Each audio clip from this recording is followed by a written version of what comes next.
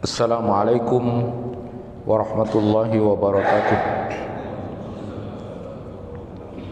Alhamdulillahi rabbil alamin, wa bihi nasta'inu ala umuri dunya waddin.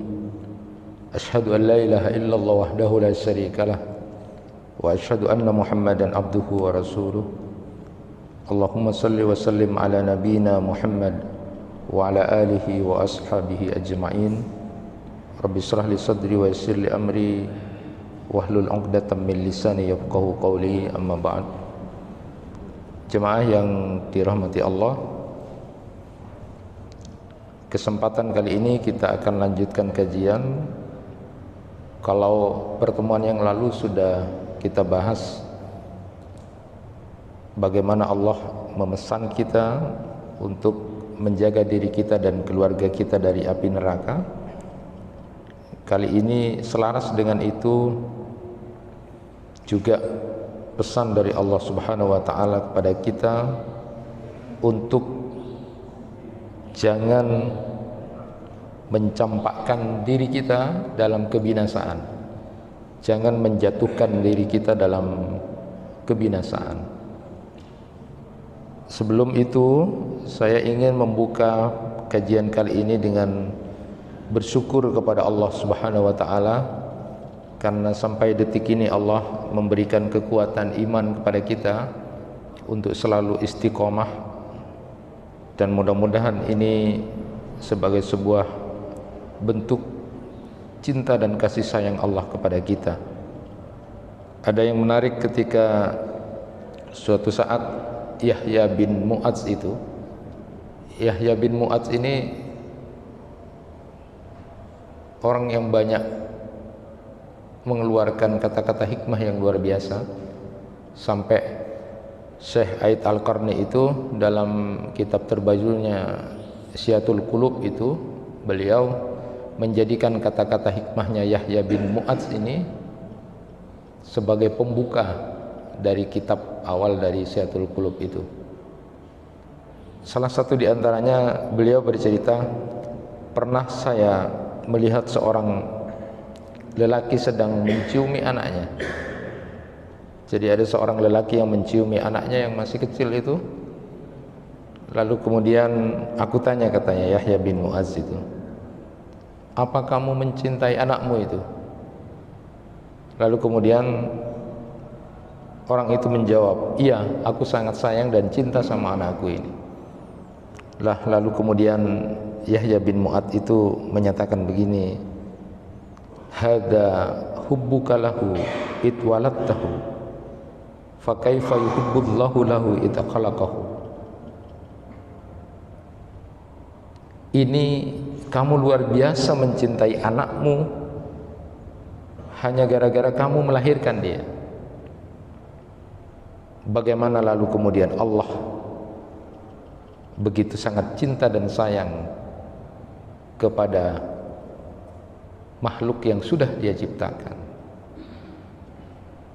Artinya mudah-mudahan Allah Subhanahu wa taala menyayangi kita semua, mencintai kita semua, bagian dari sangka baik kita yang Rasulullah sallallahu alaihi wasallam pesankan, jangan sampai mati kecuali tetap berada dalam sangka baik kepada Allah.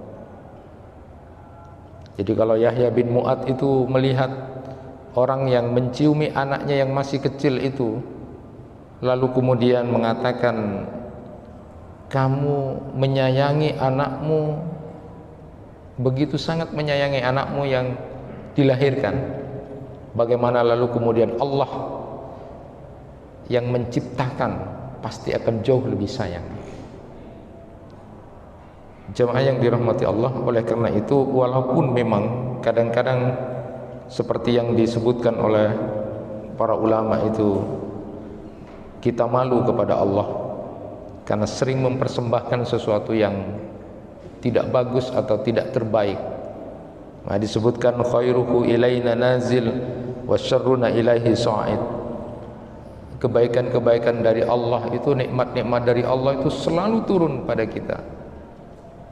Sedangkan kita selalu menaikkan, selalu mempersembahkan sesuatu yang tidak baik. tetapi Allah Subhanahu wa taala masih sayang kepada kita.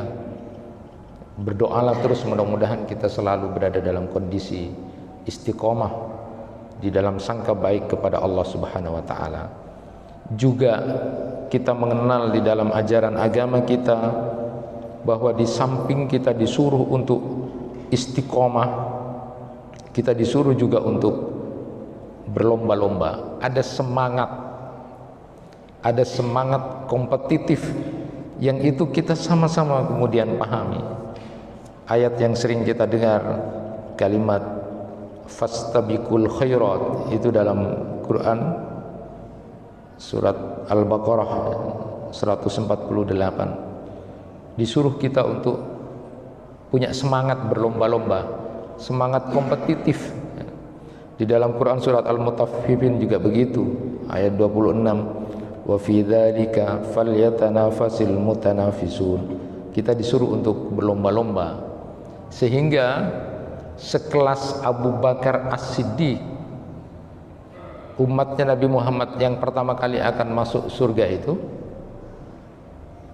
sekelas Abu Bakar As-Siddiq dengan Umar itu saling berlomba. Itu sekelas Abu Bakar As-Siddiq dengan Umar bin Khattab saling berlomba, punya semangat berlomba di samping istiqomah itu. Jadi kita sudah sering dengar ceritanya bagaimana Abu Bakar dan Umar itu lomba-lombaan ngasih ya.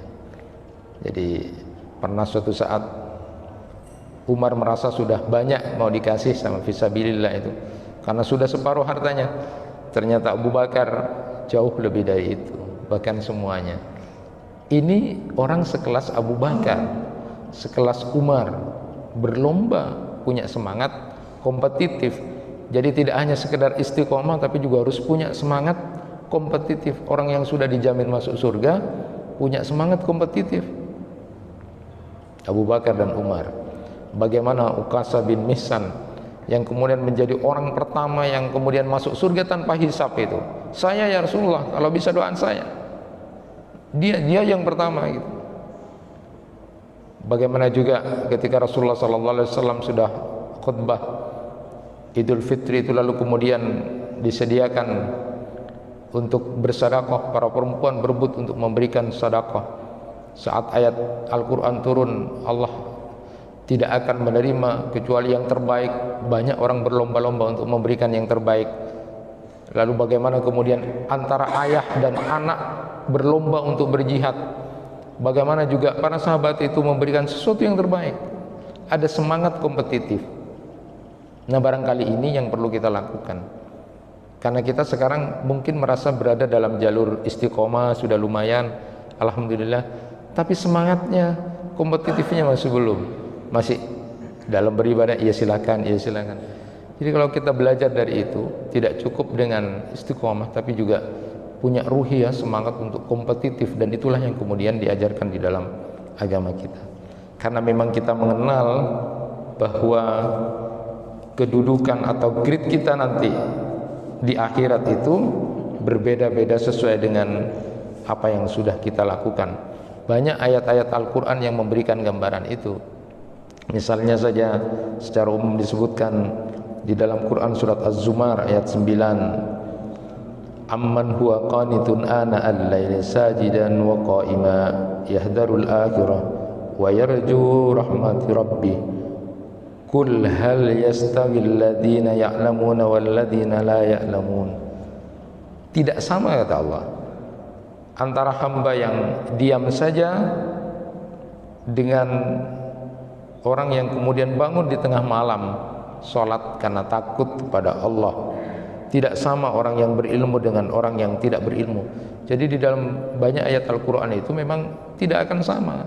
Grade-nya itu tergantung kepada bagaimana kita punya semangat itu, semangat kompetitif itu. Maka tidak mungkin Allah tidak mengadili atau tidak memberikan sesuatu yang adil antara orang yang hanya diam saja dengan orang yang melakukan kebaikan-kebaikan, antara orang yang berilmu dengan orang yang tidak berilmu. La yastawil qa'iluna minal mu'minina ghairu ulid dharar wal mujahiduna fi sabilillah bi amwalihim wa anfusihim. Quran surat An-Nisa ayat 95. Tidak sama antara orang yang duduk-duduk dan orang-orang yang kemudian mau berjihad itu tidak sama. Ada grade-nya nanti, ada grade-nya. Di dalam Quran surat Al-Hadid ayat 10 misalnya disebutkan, la yastawi minkum man anfaqa min qablil fath wa qatala ulaika a'damu darajatan minal ladzina anfaqu min ba'du wa qatalu wa kullu wa'adallahu al-husna. Tidak sama nilainya orang yang berinfak pada Allah dengan orang yang tidak berinfak. Tidak sama nilainya orang-orang yang punya semangat yang luar biasa dengan yang tidak punya semangat. Tidak sama orang-orang yang kemudian suka memberikan sesuatu dengan orang yang bakhil. Semua sudah paham itu.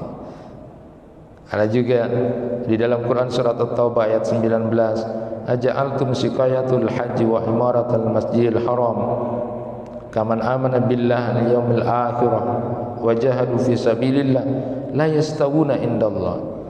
Tidak sama orang-orang yang kemudian giat dalam kegiatan-kegiatan berkhidmat kepada Allah dan manusia dengan orang-orang yang tidak pernah berkhidmat kepada Allah dan manusia. Tidak sama sekali lagi. Ini tergantung kepada semangat kita. Kalau belajar dan bercermin bagaimana terbaiknya sahabat Nabi Abu Bakar dan Umar yang masih sempat lomba-lombaan, itu luar biasa. Nah, mudah-mudahan kita selalu berada di dalam kesemangatan itu, di samping kita berusaha untuk menjadi orang yang kemudian tetap berada dalam jalur keistiqomahan kepada Allah, juga punya semangat untuk selalu melakukan ketaatan. Jemaah yang dirahmati Allah, di dalam Quran surat Al-Baqarah ayat 195, yang ini seiring dengan apa yang kita bahas pada pertemuan yang lalu, untuk menjaga diri kita dan keluarga kita. Seiring dengan itu, di dalam Quran surat Al-Baqarah ayat 195, Allah Subhanahu wa taala memberikan peringatan pada kita. Wala tulqu bi aydikum ila tahlukah wa ahsinu innallaha yuhibbul muhsinin. Dan janganlah kamu menjatuhkan dirimu sendiri ke dalam kebinasaan, dan berbuat baiklah karena sesungguhnya Allah menyukai orang-orang yang berbuat baik. Jadi di dalam Quran surat Al-Baqarah ayat 195 ini disebutkan, jangan jatuhkan dirimu dalam kebinasaan, jangan kamu campakkan dirimu dalam kebinasaan. Nah, apa yang dimaksud dengan mencampakkan diri dalam kebinasaan itu? Menurut para ulama, ada setidaknya beberapa hal yang dikategorikan orang itu mencampakkan dirinya, menjatuhkan dirinya dalam kebinasaan itu, sesuai dengan apa yang disebutkan oleh para ulama sunnah itu. Yang pertama itu, di tafsirnya Ibnu Katsir itu disebutkan bahwa wala tulqu bi aidikum ila tahlukah ini, janganlah kamu menjatuhkan dirimu ke dalam kebinasaan, itu adalah berdasarkan beberapa riwayat. Ada yang menyatakan begini, dulu pernah ada pada saat perang besar Romawi menuju Madinah itu, pada saat mau diserang itu, pasukan besar datang, lalu kemudian ada seorang dari umat Islam, ada kaum muslimin salah satunya, lalu kemudian datang sendiri untuk menerobos pasukan besar itu. Karena kemudian ada yang begitu, ada yang kemudian berkomentar, orang-orang berkomentar, subhanallah, orang itu mencampakkan dirinya dalam kebinasaan. Tetapi kemudian Abu Ayyub menyatakan, di tengah-tengah orang yang menyatakan orang ini mencampakkan dirinya dalam kebinasaan, lalu kemudian orang ini mengatakan, Abu Ayyub menyatakan, bukan itu. Ayat ini, ayat 195 surat Al-Baqarah itu bukan berarti orang seperti itu, bukan. Tetapi ayat ini turun untuk memberikan gambaran pada orang-orang yang sudah enak, nyaman, dia sudah diberikan kekayaan, dia sudah diberikan kecukupan, tapi dia tidak mau berinfak, dia tidak mau bersedekah, dia tidak mau memberikan sesuatu fisabilillah, itulah orang yang mencampakkan dirinya dalam kebinasaan. Jadi ini perhatian buat kita. Jadi pertama, orang yang tergolong mencampakkan diri dalam kebinasaan itu adalah orang-orang yang kemudian tidak mau memberikan sesuatu di jalan Allah. Dia menjadi orang bakhil, dia menjadi orang kikir, dia tidak mau memberikan fisabilillah, infak fisabilillah. Itulah orang-orang yang berbahaya, itulah orang-orang yang mencampakkan dirinya dalam kebinasaan. Jadi berhati-hati, keluarga kita jangan sampai menjadi kelompok orang-orang yang tergolong bakhil ini. Karena penyakit bakhil ini adalah berbahaya. Yang menjatuhkan umat terdahulu itu ternyata adalah karena bakhil. Dan itu memang tidak mudah. Ada satu riwayat ketika Rasulullah sallallahu alaihi wasallam bertanya, hal tadruna fi madza unzilat fa inna lahu ma'isyatan danqa qalu Allah wa rasuluhu a'lam qala adzabul kafir fi qabrihi. Rasulullah sallallahu alaihi wasallam pernah bertanya, tahukah kamu tentang ayat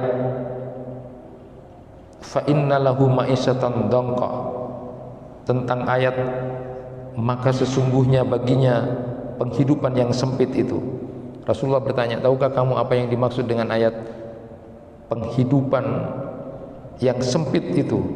Sesungguhnya Allah memberikan penghidupan yang sempit. Lalu kemudian para sahabat menjawab, Allah dan Rasulnya yang Maha tahu.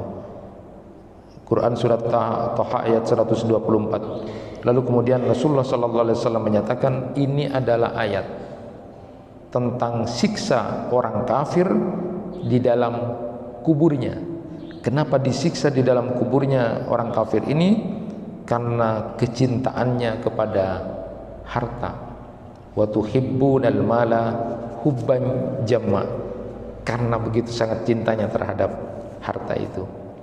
Jamaah yang dirahmati Allah, maka kalau kita mengingat apa yang pernah disampaikan oleh Syekh Mutawalli Sa'rawi itu ketika memberikan gambaran orang-orang yang kemudian menjadi orang bakhil itu, dia simpan, dia taruh hartanya menjadi sebuah kebanggaan, nanti akan disetrikakan harta itu kepada wajahnya, lalu kepada lambungnya atau perutnya, lalu kepada punggungnya. Ini gambaran-gambaran ketiga anggota tubuh ini di dalam Al-Quran yang akan disetrikakan hartanya itu. Kenapa? Karena dengan wajahnya itu kemudian dia berlagak menjadi orang yang sok punya harta itu, lalu kemudian dia tidak memberi. Dia hanya memikirkan perutnya sendiri, lalu kemudian dia berpaling untuk memberikan. Maka tiga anggota tubuh itulah yang kemudian akan disetrikakan. Kebakhilan ini yang berbahaya. Jadi orang yang mencampakkan diri dari kebinasaan itu bukan seperti orang yang tadi berperang itu lalu kemudian kita datang untuk menerobos, untuk melawan musuh, itu bukan. Justru yang mencampakkan diri dalam kebinasaan adalah orang-orang yang bakhil, orang-orang yang tidak mau berinfak fisabilillah. Itulah orang-orang yang membinasakan dirinya sendiri. Karena dia seharusnya paham bahwa itu adalah titipan dari Allah. Harta itu adalah istikhlaf, titipan dari Allah. Siapa yang tidak paham itu? Karena kita semua lahir dalam keadaan tidak membawa apa-apa. Tidak ada satupun yang membawa apa-apa. Lalu kalau kemudian kita menjadi orang-orang yang bakhil, itu namanya mencampakkan dirinya dalam kebinasaan. Ada yang menarik ditulis oleh Ibnul Jauzi itu dalam At-Tibur Ruhaninya, sebagai peringatan buat kita, tidak semua tindakan menahan harta itu disebut bakhil, ya. Tidak semua tindakan untuk menahan harta itu disebut bakhil.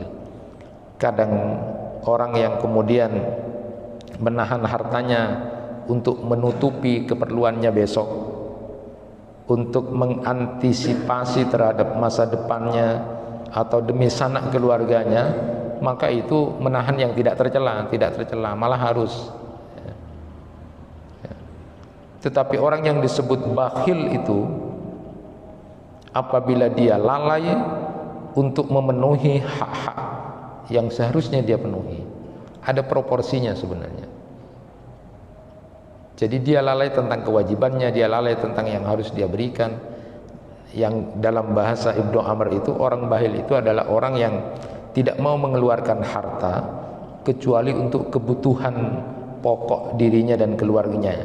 Padahal seandainya dia keluarkan untuk infak, itu tidak mengurangi sebenarnya, tidak mengganggu perekonomian dia. Nah, inilah orang-orang yang nanti termasuk golongan orang-orang yang menjatuhkan dirinya, mencampakkan dirinya di dalam kebinasaan. Bagian dari usaha untuk mendidik anak-anak kita, cucu-cucu kita nanti, ajari anak-anak kita, cucu-cucu kita datang kepada orang yang tidak punya. Ayo kasih nak, kasih berikan. Supaya kemudian kita termasuk orang tua yang menjaga diri anak-anak dan keluarga kita untuk tercampakkan dari kebinasaan itu.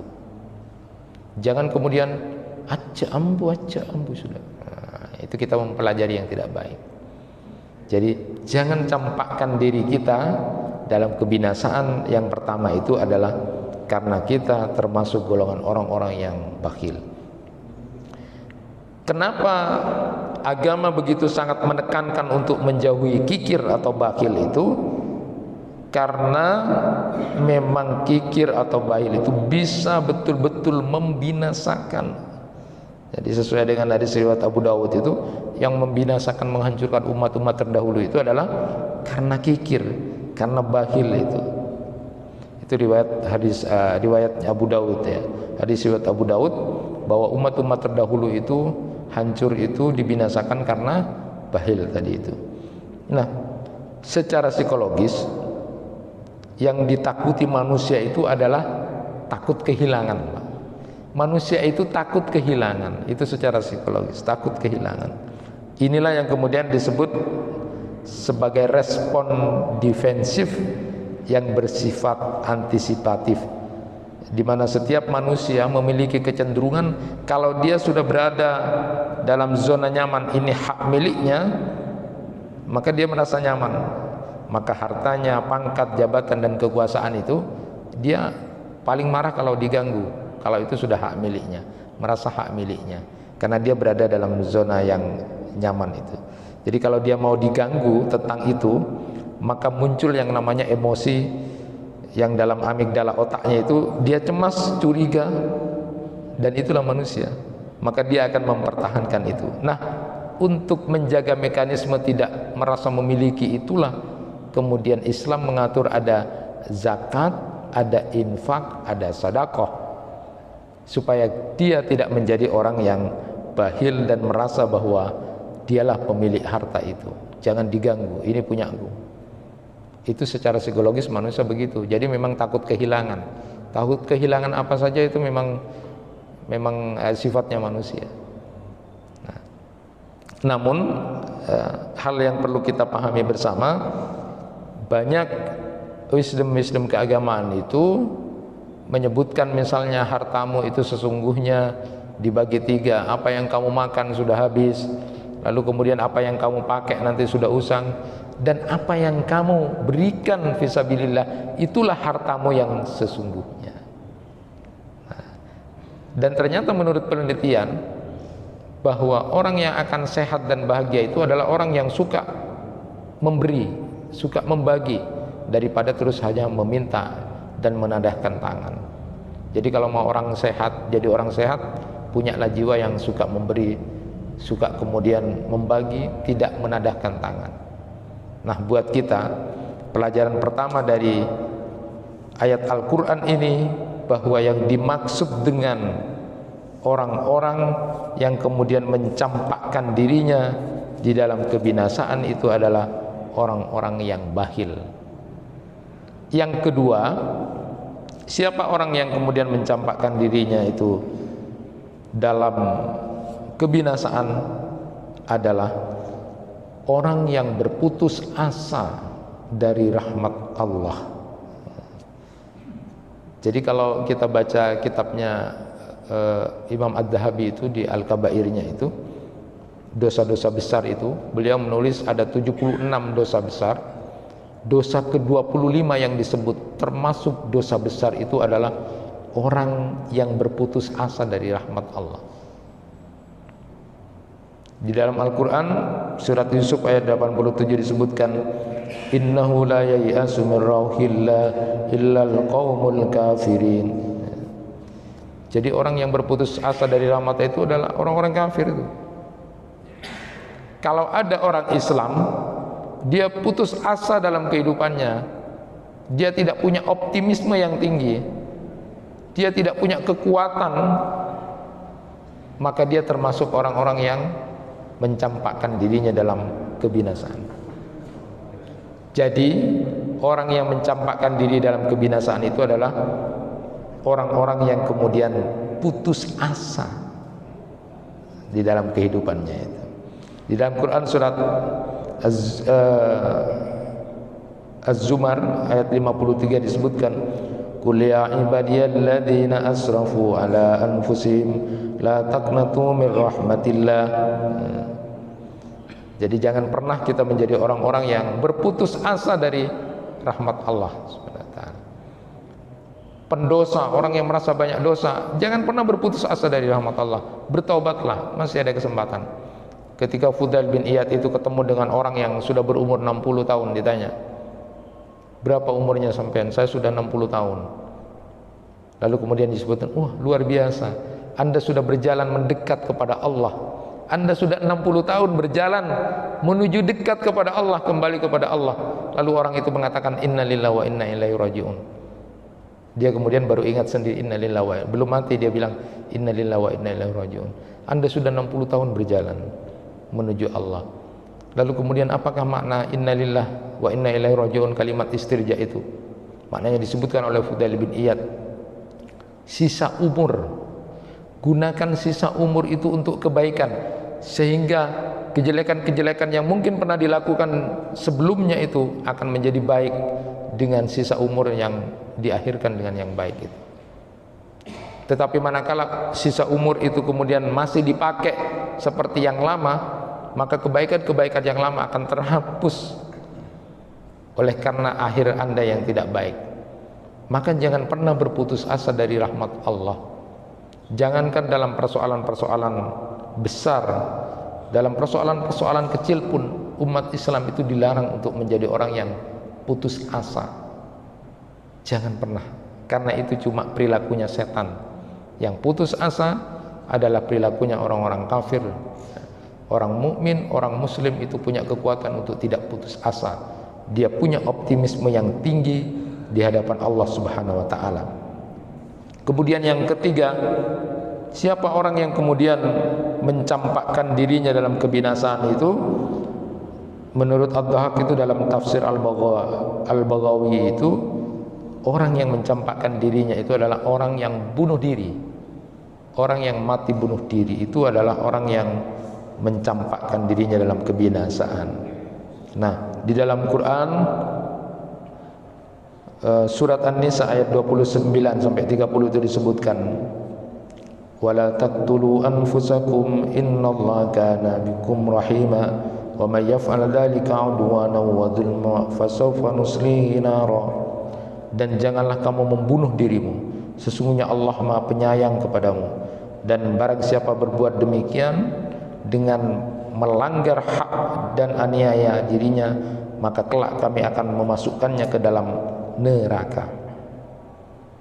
Jadi orang yang mati bunuh diri itu adalah orang yang mencampakkan dirinya dalam kebinasaan.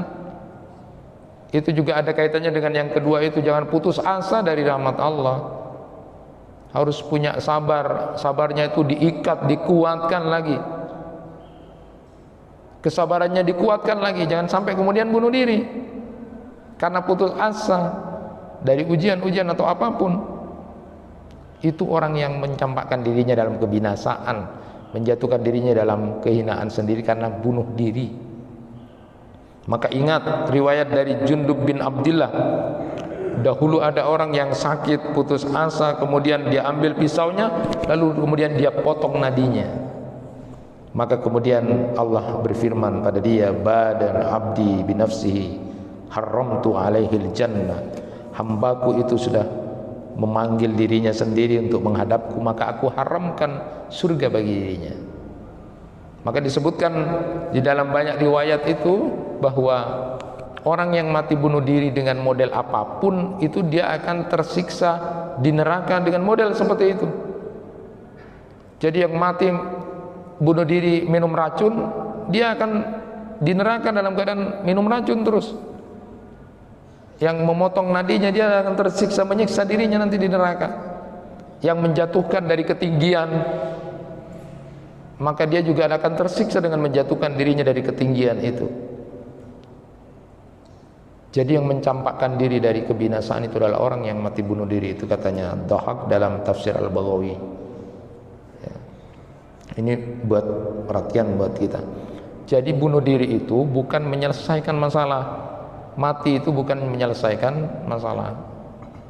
Saya sering bercerita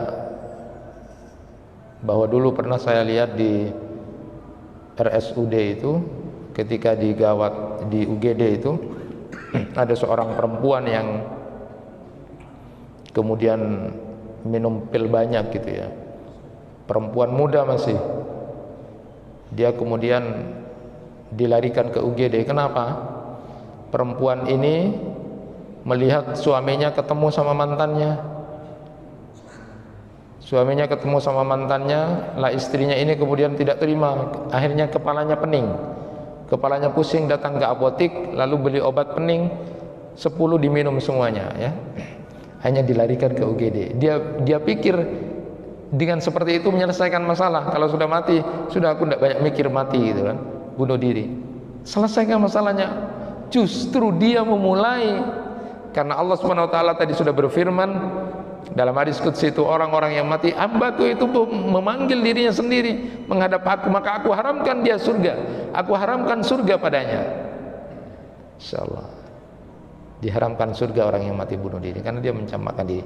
Jangan berputus asa, terus sabar, ikat kuat-kuat kesabarannya. Tidak selesai. Mati itu tidak menyelesaikan masalah. Kemudian yang keempat, itu menurut Abu Ubaidah, bahwa orang yang mencampakkan dirinya itu adalah orang yang kemudian memakan, suka mengambil harta haram atau mengambil yang tidak halal. Jadi orang yang mencampakkan diri dalam kebinasaan itu adalah orang-orang yang suka makan, orang-orang yang suka mengambil harta yang haram. Jadi memakan harta anak yatim dari hal riba, itulah orang yang mencampakkan dirinya dalam kebinasaan. Hati-hati. Di akhir zaman ini cari uang, cari sesuatu itu susah. Susah lagi membedakan antara halal yang haram. Yang penting dapat uang. Hati-hati. Zaman akhir itu akan ada. Maka kalau tidak diikat kesabarannya dan kekuatannya dalam masalah harta, lalu kemudian dia makan harta yang haram, apalagi lalu kemudian diberikan sama keluarganya, apalagi diberikan kepada anak-anaknya, naudzubillah, itu akan berbahaya. Itu sama saja dengan mencampakkan diri dalam kebinasaan. Tidak hanya karena persoalan dia tidak akan diterima doa-doanya, tapi juga akan buat efek yang luar biasa. Tidak akan berhasil dalam ketaatannya, tidak akan barokah dalam rezekinya, akan hancur juga. Kullu lahmin nabata minal haram fannaru aula bi. Setiap daging yang tumbuh dari harta yang haram, maka neraka lebih utama buatnya. Jadi orang yang mencampakkan diri dalam kebinasaan itu, Allah melarang, jangan kamu jatuhkan dirimu dalam kebinasaan. Artinya jangan kemudian memakan makanan-makanan yang haram atau mengambil dari harta yang haram. Itu berbahaya. Berbahaya. Kalau kita masih seperti itu, berarti kita mencampakkan, menjatuhkan diri kita dalam kebinasaan. Lalu kemudian yang kelima, orang yang dimaksud itu adalah orang yang sengaja tidak makan dan minum. Imam Asy-Syafi'i berkata dalam Fathul Qadir, membinasakan dirinya adalah, maksudnya adalah dia melaparkan dirinya, menghauskan dirinya sendiri tanpa kemudian punya alasan. Dia hanya kemudian berjalan ke sana kemari, tidak berguna, dan membinasakan dirinya, tidak makan, tidak minum, maka itu adalah termasuk orang yang menjatuhkan dirinya dalam kebinasaan. Ada model-model orang demo misalnya dengan jalan apa? Tidak makan dan tidak minum gitu. Itu namanya itu menjatuhkan dirinya sendiri. Gak ada model begitu itu. Jadi aku tidak mau makan dan minum gitu, tidak mau kemana ini. Sampai kemudian nanti mati kelaparan dan kehausan, itu menjatuhkan dirinya dalam kebinasaan. Tidak ada begitu. Imam Asy-Syaukani menyatakan itu dalam Fathul Qadir, itu orang yang membinasakan dirinya sendiri. Demo kok tidak makan, tidak minum, lalu kemudian seperti itu. Apa itu ajarannya? Seperti itu. Itulah orang yang kemudian melakukan sesuatu yang kemudian mencampakkan dirinya dalam kebinasaan. Tidak ada kerjaan bahasanya seperti itu. Ada orang yang kemudian jalan saja itu, jalan untuk melatih dirinya menjadi orang yang tidak, silakan, tapi kemudian terus ngapain saja itu. Itu mencampakkan dirinya dalam kebinasaan. Jaga dirimu. Kemudian yang terakhir itu adalah orang yang mencampakkan dirinya dalam kebinasaan itu menurut Ibnu Zaid adalah orang yang berperang tanpa bekal dan kekuatan. Jangan semata-mata kemudian kita melakukan sesuatu tidak punya pertimbangan, kita tidak punya perencanaan, tidak punya kekuatan. Harus dipikir bagaimana program ini, kegiatan ini harus dipikir. Jangan langsung iya ya, tidak boleh begitu, harus dipertimbangkan. Oh iya, sudah matang, iya. Jangan mencampakkan dirinya dalam kebinasaan. Kalau kemudian dengan apa yang dilakukan itu kemudian justru akan menjatuhkan dirinya. Nah, terakhir saya sampaikan pendapat dari Syekh Abdurrahman Asy-Sya'di itu ketika menyimpulkan apa yang dimaksud orang itu dinamakan menjatuhkan dirinya kepada kebinasaan, itu kembali kepada dua perkara, kata beliau. Syekh Abdurrahman Asy-Sya'di menyatakan kembali kepada dua perkara yang dimaksud dengan menjatuhkan dirinya dalam kebinasaan. Pertama adalah orang itu meninggalkan kewajiban sebagai hamba Allah atau melakukan larangan-larangan Allah, maka itulah yang dimaksud dengan orang yang menjatuhkan dirinya dalam kebinasaan. Kata Syekh Abdurrahman As-Sa'di, yang dimaksud menjatuhkan dirinya dalam kebinasaan itu adalah orang-orang yang kemudian meninggalkan kewajiban yang diperintahkan kepada dirinya sebagai seorang hamba, atau dia kemudian melakukan larangan-larangan yang dilarang oleh Allah, maka itulah orang yang menjatuhkan dirinya dalam kebinasaan. Atau dalam bahasa kita kenal dengan takwa itu. Takwa menurut para ulama ada yang indah yang disebut oleh seorang alim itu, takwa adalah Allah selalu melihat kamu di saat ada perintah-perintah Allah, dan Allah tidak menemukan dirimu saat ada larangan-larangan Allah. Indah sekali definisi itu. Dan yang kedua, kata beliau, orang yang menjatuhkan dirinya kepada kebinasaan itu adalah mengerjakan sesuatu yang menyebabkan hancurnya badanmu, jiwamu sendiri. Jadi melakukan satu perbuatan yang menyebabkan diri kita ini, badan kita ini rusak, atau mental kita rusak. Tapi tidak usah berdebat, kalau ngerokok gimana itu? Kalau ngerokok gimana? Nanti ada kajian fikih khusus itu tentang rokok.